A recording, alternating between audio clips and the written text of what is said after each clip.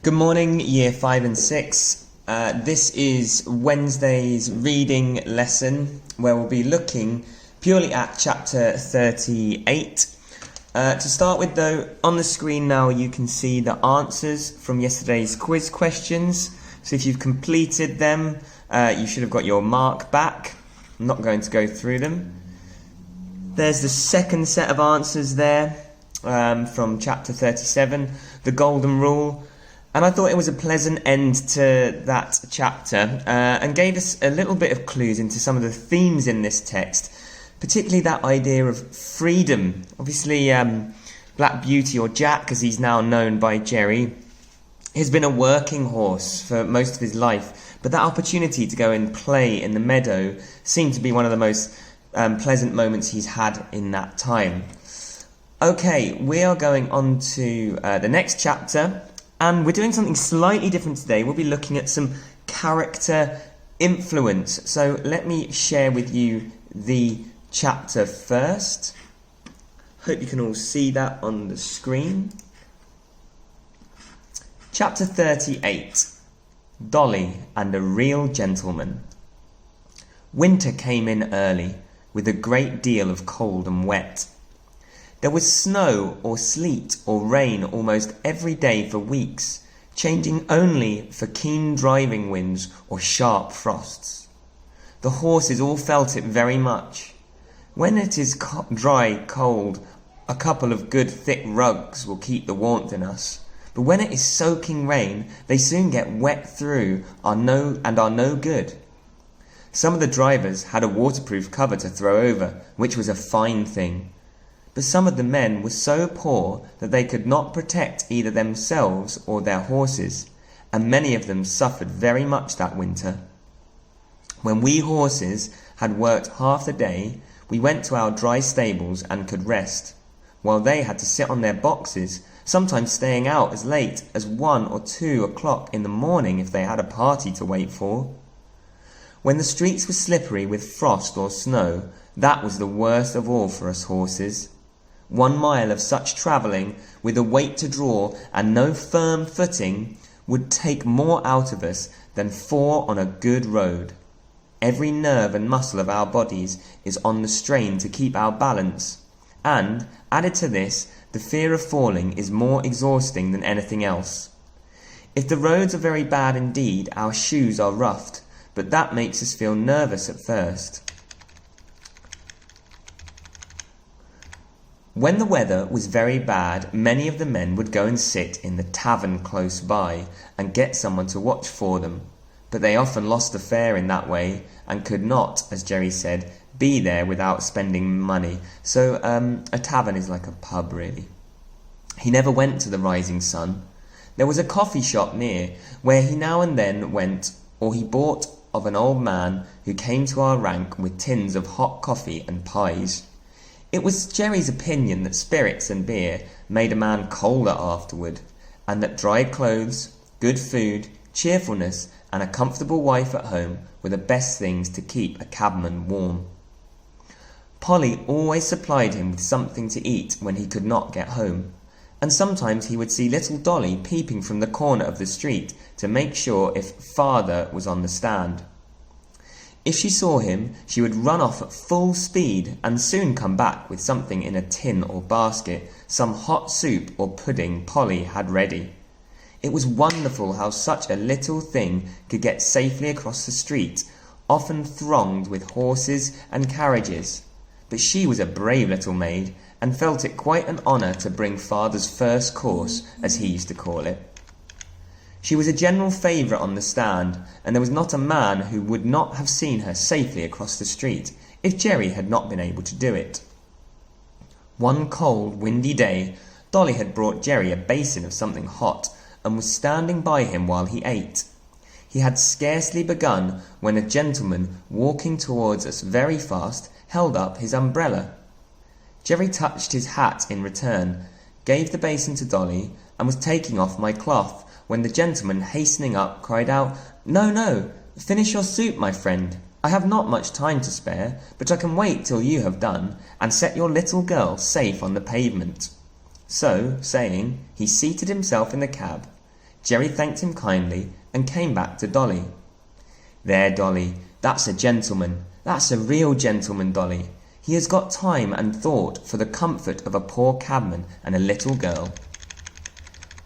Jerry finished his soup, set the child across, and then took his orders to drive to Clapham Rise.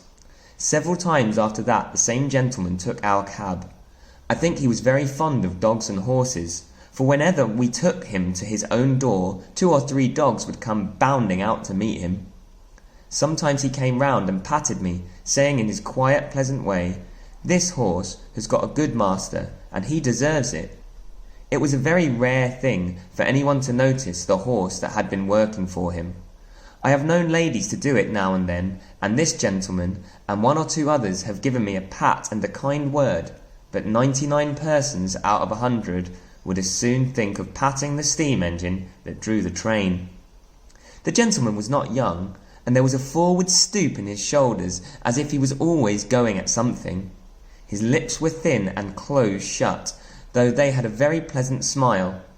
His eye was keen, and there was something in his jaw and the motion of his head that made one think he was very determined in anything he set about.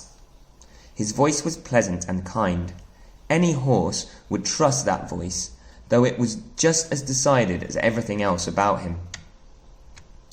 One day he and another gentleman took our cab.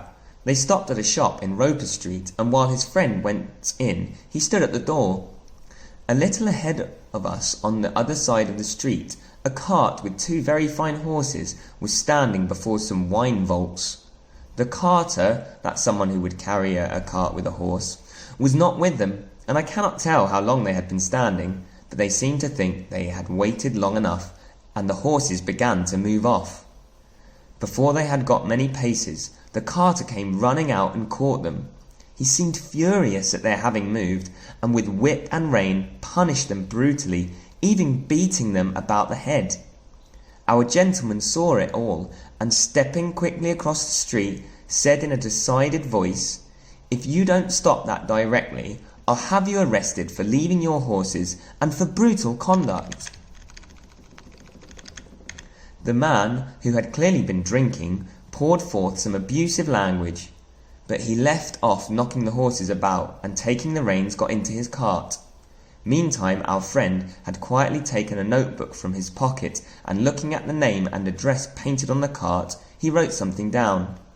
"What do you want with that?" growled the carter, as he cracked his whip and was moving on. A nod and a grim smile was the only answer he got.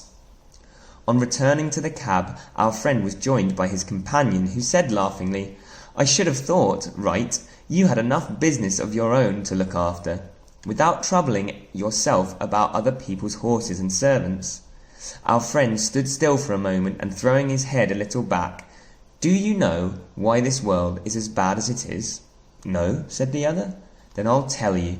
It is because people think only about their own business, and won't trouble themselves to stand up for the oppressed, nor bring the wrongdoer to light. I never see a wicked thing like this without doing what I can, and many a master has thanked me for letting him know how his horses have been used." "I wish there were more gentlemen like you, sir," said Jerry, "for they are wanted badly enough in this city." After this we continued our journey, and as they got out of the cab, our friend was saying, "My doctrine is this, that if we see cruelty or wrong that we have the power to stop and do nothing, we make ourselves sharers of the guilt." Okay, children, that's the end of the chapter. You're going to have a to-do on purple mash, and I'm just going to zoom in on that. You are going to say, answer using evidence, how do you know the gentleman in chapter 38 is a kind and caring person? Use evidence to answer. So I'm saying at least 3 where you could write the evidence in there, and then when you've done it, you might be able to add a tick or something like that, okay? Now I'm just going to actually model doing that for one moment so that you can have a look. So we'll have to go back to our text, which is here. Now I know that the start of the chapter doesn't have too much about our gentleman, so I'm going to scan down and try and remember, and I think it was on page 87. Yes, I can see it here. We can see the introduction to the gentleman. and I'm going to just read that bit out in my head and see if I can find a clue to tell me that he was a kind and caring person. Dollie was taking off. Gentleman cried out, "No, no, finish your soup." Okay, so I can see it here. I'm going to highlight it here. So, Jerry was going to take this person immediately, but the gentleman realised that Jerry was still eating his soup, and he also wanted to make sure that Dollie was safe. So here's my piece of evidence. If we go back to my question, the evidence here is he made sure Jerry could finish his soup and that Dollie was safe before driving the gentleman to Clapham Rise. So we can use our APE acronym here, answer, prove it, explain. So I can say, I believe that the gentleman is a kind person. That's my answer. Then I'm going to say, I know this because on page 87, he makes sure Jerry finishes his soup before being taken to Clapham Rise. Then you've got the tricky bit of explaining. Well, I'm going to use the phrase, this suggests that